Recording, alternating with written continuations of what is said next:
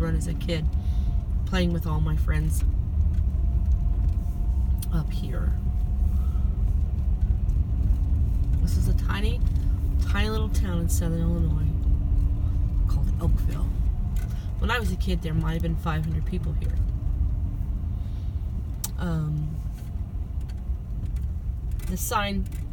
The population sign coming into town says 1,000, but I really find that hard to believe. When I was a kid, this road stopped right here. None of this was here. This came later.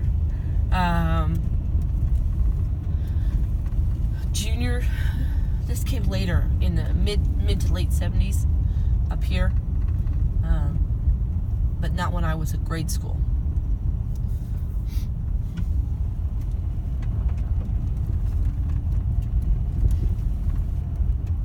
My brother dated the girl in that house. And I could probably go through and say, my brother dated the girl in that house, my brother dated the girl in that house, through this whole town. Because my brother was a dog. He was handsome and everybody knew it.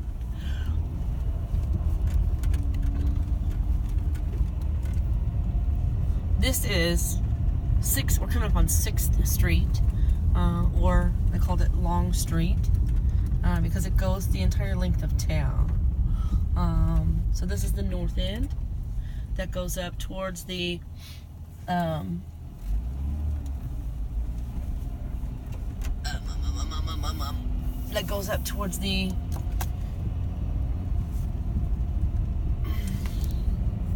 Baptist church.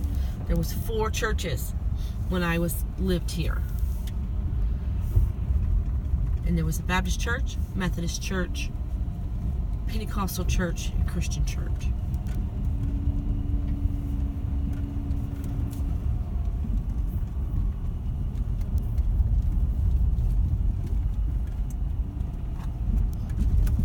Up that way was the big chicken farm.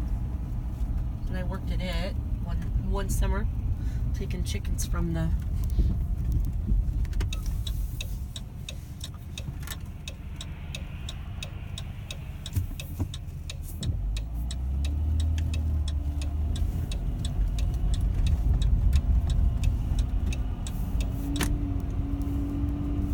this was the Baptist church.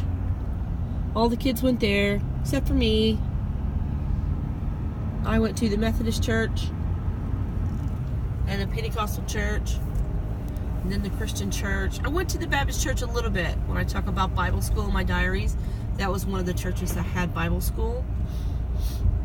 That was never there till the 90s, I guess. This is where I probably shouldn't be driving with my camera, because I got somebody behind me, so we'll do this. I'm gonna go across the tracks.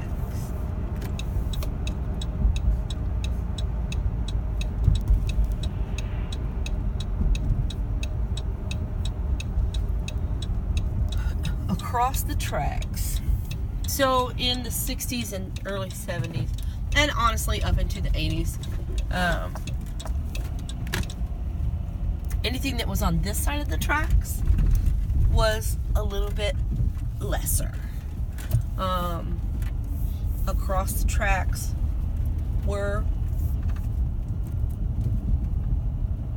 and I don't know why, but if you lived on this side of town, you were looked down on.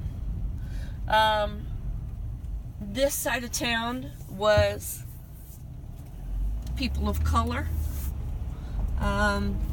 people of a lower income, the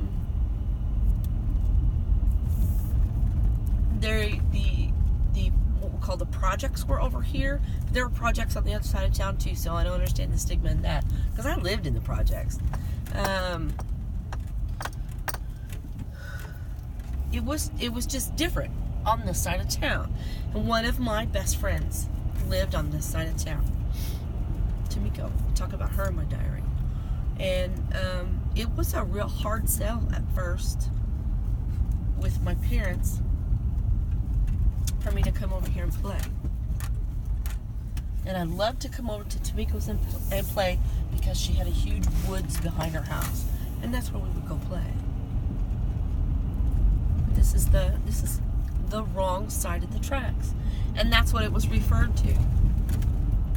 If you were, wherever you were going in town, you going in town, or you were going over on the wrong side of the tracks.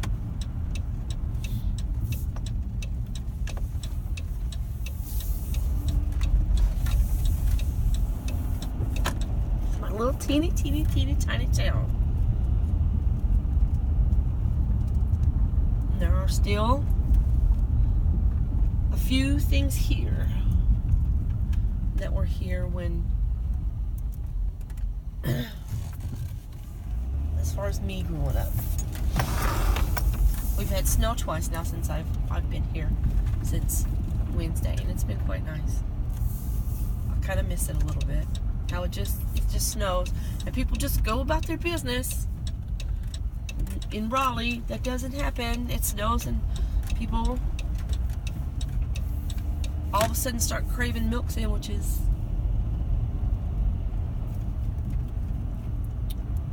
I wish I knew more history of this town, but I don't, because I'm sure there's something quite delightful to say about this town. But because it's a town I grew up in, it's hard for me to say anything delightful, because most of my memories are a little shadowed, I think would be a polite word to say. That's how you go out of town. There's a great cemetery out there, and if I would have thought, I would have went out there. And that's where the big swimming hole is that we grew up and learned how to swim in, is out that way. Yes, swimming hole. My old house, yes, I moved to the wrong side of the tracks, and I got some flack for it. My old house stood there, but after I moved, the person that lived there, it burnt down. That's the old Christian church where I used to go. This isn't very good. And that's the new Christian church, where my family still goes. Now, there's somebody behind me. I gotta do this quick, which I don't think I can. The bank is still there. The post office is still there. The library is still there, which used to be down the street at the 51 storage. And there was but I have to go across the street. There was a grocery store down on that end of town. And a little tiny grocery store. Oh, I loved that house. Look at there's gargoyles on the top. She was such a cool lady. That one. She has since passed. Cool lady. We're gonna do a spin back down. 11 minutes, 10 seconds, 111. You know, that's my favorite when I look up. We're gonna go down this way to where the high school used to be and then was tore down and rebuilt. So that's not the high school I went to.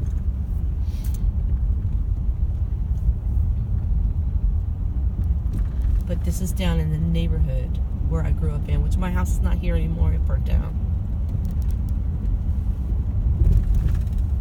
And our downtown when I was a kid started with the store, Boland's grocery store, and then next to that was Davis grocery store. That's where we paid our water bill. And then up from that was the shoe cob, and then up from that, from the shoe cob, then it was the bank, the post office,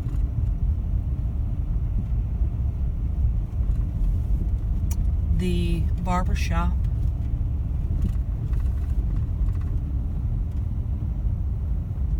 Then there was a library down there, which moved to the other end of the street. And then there was the furniture store. And around the corner from the furniture store was the other barber shop.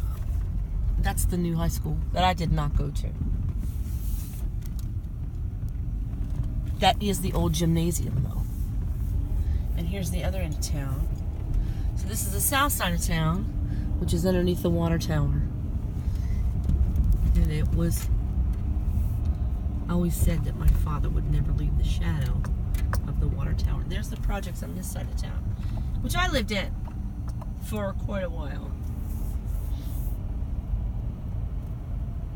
And that's another adventure of my life. When I moved back to this little town, lived in the.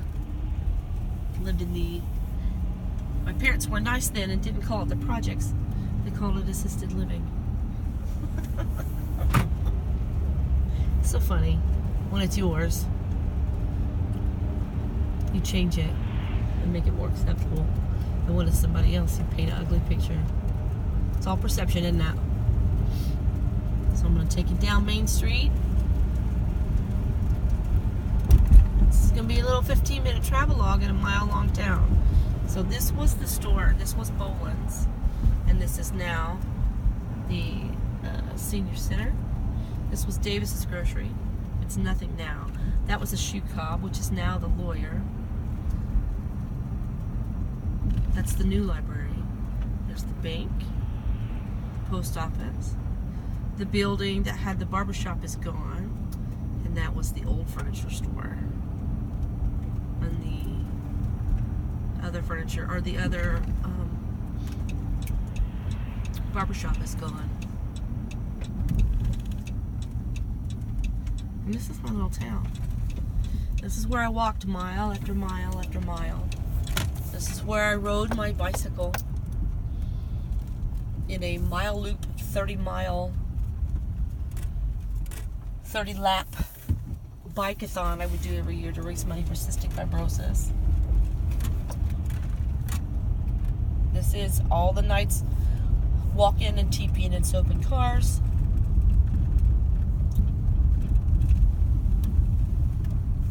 Knocking on doors and running slumber parties.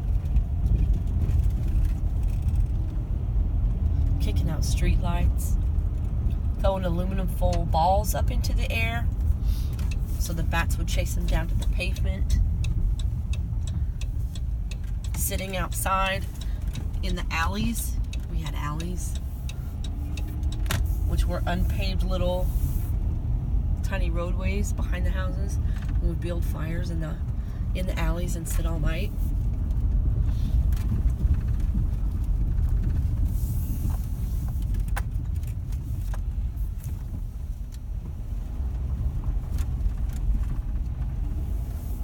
Driving around and playing Fox and the Hen with a CB player, or with a CB radio. Running from the cops.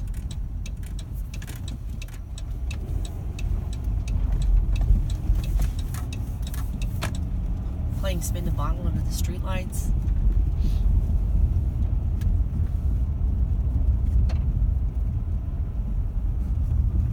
Kissing boys in garages, behind garages. Going to football games.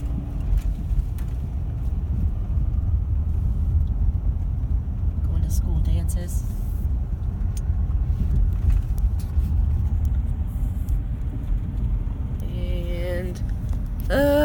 Trying to get it back on me. Well, hopefully it's on me. But this is my formative years. And I'm driving around. Being a rebel. Because that's what this town does to me. Makes me a rebel. Makes me want to be different. Makes me want to break loose. Break free. That's what I do.